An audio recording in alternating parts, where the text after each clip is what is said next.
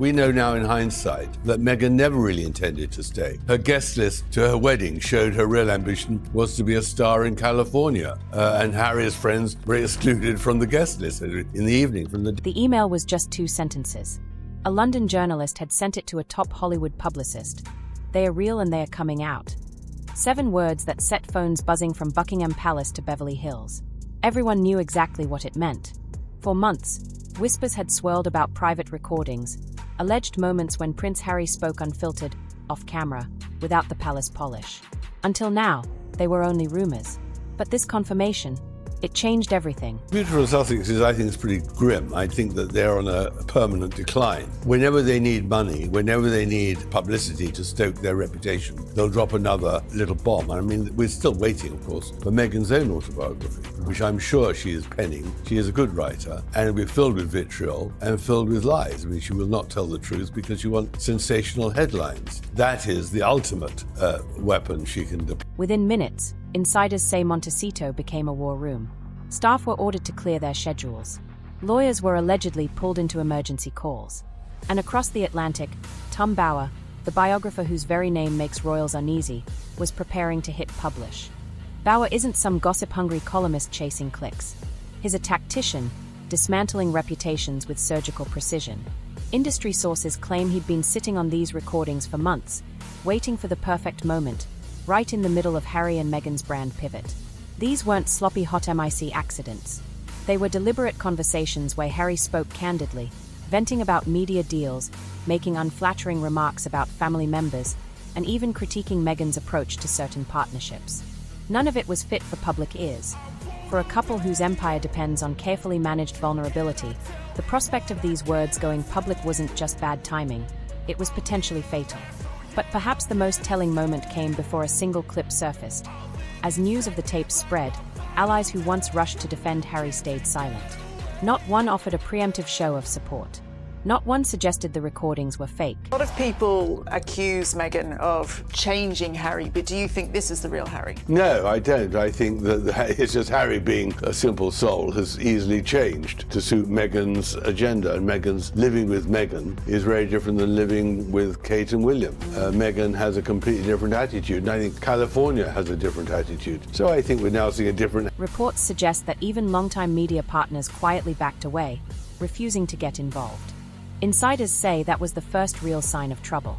If your friends won't stand up for you before they've even heard the audio, one Hollywood executive remarked, they probably already know what's on it.by the time Bower's release went live. The Sussex PR machine wasn't strategizing counterattacks, it was bracing for impact. And the damage that followed, it would prove impossible to spin. When Meghan came along into the scene, I just thought, this is fascinating. How is this going to play out? To tell the truth, I spoke to very few friends of Meghan because she put a fatwa on anyone talking to me who she could. So I sent off dozens and dozens of emails to her friends, and most of them didn't even reply. And obviously I spoke to her father, who loves her still very much, and said, in the end, whatever she is, she's still my... When the first clip surfaced, it didn't arrive with blaring tabloid headlines or flashing exclusive banners. It slipped out quietly, a 32-second audio file, tucked inside a late-night post from an account insiders say has served as a leaked channel for high-profile scandals before. Within an hour, it had been reposted across 3 other platforms. By morning, it was everywhere.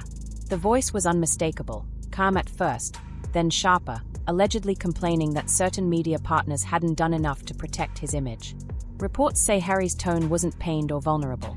It was cutting, even mocking.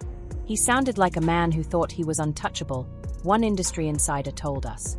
And now we were all hearing why. Alternatively, charming, spoiled, badly educated, simple-minded and demanding, and that previous girlfriend said he lacked class, was unromantic, unserious, short-tempered, imperious. What on earth did Meghan see in that then? She saw someone who's needy. She saw somebody she could fix. Who she could use and who could serve her purposes. And to be fair, I think Harry saw the same in her. He was looking for someone who, despite all those minuses, wanted him, and she did want him because she then was promoted from an unknown actress into a global star. So they served... Insiders say the audio spread quickly to Hollywood's top decision makers. Streaming executives who had quietly tolerated Harry's unpredictability were now hearing what sounded like confirmation of their worst fears. A brand built on curated sympathy, but privately fueled by control and resentment. When you make money off being relatable, you can't afford to sound entitled in private, a former studio partner said. Reports suggest that within 24 hours, at least one major deal tied to the Sussex brand was placed on hold, not cancelled outright, but paused, while contractual reassessments were quietly flagged in internal memos. The royal connection, once a novelty, had suddenly become a legal liability. He slipped from what was the natural person who everyone in Britain loved and saw the smiley person who played with children, Urson Bolt and the whole thing, into this vengeful person, full of vengeance. I think Meghan encouraged the vengeance. Meghan encouraged the anger and the hatred and seeing enemies and paranoia. Meanwhile, the royal sphere was absorbing its own shock. Sources close to palace aides claimed that while Buckingham Palace had long since cut emotional ties with Harry, the tapes confirmed every private warning they had ever issued. There was no official statement. They didn't need to be. In royal protocol, silence isn't just refusal to engage. It's an eraser. When they ignore you completely, one former staffer said, "You're not a threat anymore. You're irrelevant." But for Harry, irrelevance wasn't the real problem. The real blow was that, for the first time, he couldn't point to the British press as the villain. There was no tabloid filter, no spin, just his own voice, speaking for itself. Discovered was, of course, that she was hunting for a man in England from 2013 onwards, when her marriage had crashed and she couldn't find anyone in Canada at the time. And she wanted wealth and she wanted fame. And she targeted, there's no doubt she targeted. What made the situation even more volatile was Meghan's absence from the unfolding drama, a detail industry watchers noticed instantly. There was no joint statement, no public show of solidarity. Entertainment insiders say her team had already begun steering upcoming projects to spotlight her alone, stripping away the couple branding wherever possible. Whether she knew about the tapes beforehand remains unclear, but her silence was calculated. "You can't save someone from their own words," one PR veteran said. "You can only decide whether to get burned with them." And for Harry, that decision seemed already made. The second tape didn't leak, it detonated. 3 full minutes of audio, reportedly from a private strategy session, landed on multiple platforms within minutes. This time, the tone was unmistakable, sharper, impatient, and, according to one insider who's heard the full version, openly dismissive of anyone who questioned him. In the clip, Harry allegedly called certain royal staffers pathetic and small-minded, mocking their attempts to rein in his public remarks. Even more damaging, he reportedly laughed at the idea of long-term reconciliation with his family, dismissing it as PR fantasy. But it was what came next that shook his Hollywood alliances. The recording allegedly captured him discussing the value of public sympathy as a business tool. "The trauma is the brand," he reportedly said, a phrase insiders claim sent chills through former partners who had championed his mental health advocacy. For companies who had tied themselves to Harry's image of emotional honesty and resilience, this wasn't just an off-message misstep, it was brand sabotage. "If people think you're monetizing your pain, it stops being authentic," a veteran producer explained. "And when authenticity goes, so does the audience." Behind closed doors in Montecito, insiders say the atmosphere was chaos. Harry's response wasn't damage control, it was fury. He allegedly shouted at advisors, demanding to know who had access to the recordings, and threatening legal action against anyone even suspected of involvement. Sources say he cancelled at least 2 scheduled appearances, insisting he needed to protect the brand before facing the public. But the problem was that the brand, the carefully crafted narrative of a wounded prince rising above, had already been dismantled in the public eye. With every hour the tape circulated, the gap between his public persona and private tone widened. The third and most devastating tape reportedly leaked just 48 hours later. According to multiple accounts, it contained subtle but unmistakable digs at Meghan herself, questioning the value of certain partnerships she had pursued and expressing frustration over the handling of some joint ventures. While the remarks weren't overtly cruel, they were enough to ignite speculation that the United Sussex front wasn't as unshakable as it appeared. Meghan's continued silence only fueled that perception. PR analysts saw the shift instantly. When your partner won't publicly defend you during a crisis, the story becomes not just about the scandal, but about the relationship itself. For a couple who had spent years marketing themselves as a package deal, the silence was deafening, and the implications, insiders say, were devastating. By the end of the first week, the tapes weren't just a trending topic.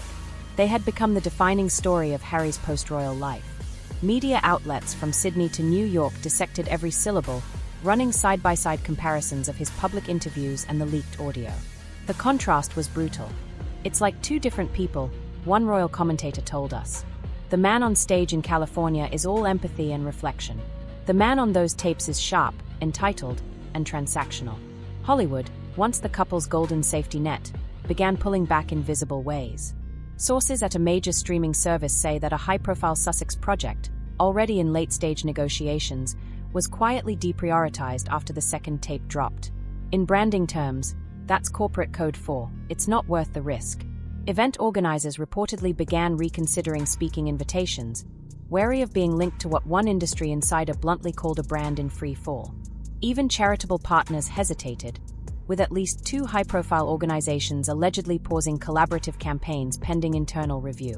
Royal circles didn't gloat, at least not publicly, but insiders claim the palace saw the tapes as confirmed the palace's decision to sever ties long ago. There was no outreach, no attempt at mediation, just an unspoken consensus that Harry had crossed a point of no return. Once you're no longer an asset, you're simply not part of the equation. A former royal aide put it bluntly. For Harry, that meant losing not only influence in the UK, but also the one thing that had always given him leverage in Hollywood, the mystique of being a royal outsider. And then came the whispers about Meghan. Entertainment sources say her team had already begun rebranding her from Sussex co-leader to independent storyteller. Internal pitch decks for upcoming projects reportedly featured only Meghan's name and image, a sharp break from the couple-focused branding of the past 4 years. Insiders insist it was no coincidence. "She's building an escape hatch," one senior PR strategist claimed. "If the Harry brand implodes, she's ready to keep moving without being dragged down with him." Inside Montecito, the atmosphere turned tense. Staff were allegedly told to avoid discussing the tapes, even in private. Harry's legal team fired off waves of cease and desist letters, but the internet had already done its work. Copies of the audio were everywhere, saved, reposted, and analyzed in real time by royal watchers and body language experts. Worse still, every attempt to suppress the content only amplified its reach. The very act of trying to shut it down became part of the story, painting Harry not as a victim of intrusion, but as a man desperate to erase the truth. And in the court of public opinion, that desperation looked a lot like guilt. In the weeks that followed, the scandal didn't fade, it hardened. The tapes became a permanent fixture in royal commentary segments, industry podcasts, and late-night monologues. Every new appearance or announcement was now filtered through the lens of those recordings. Even casual public sightings came with whispers. "That's him. That's the voice from the tapes."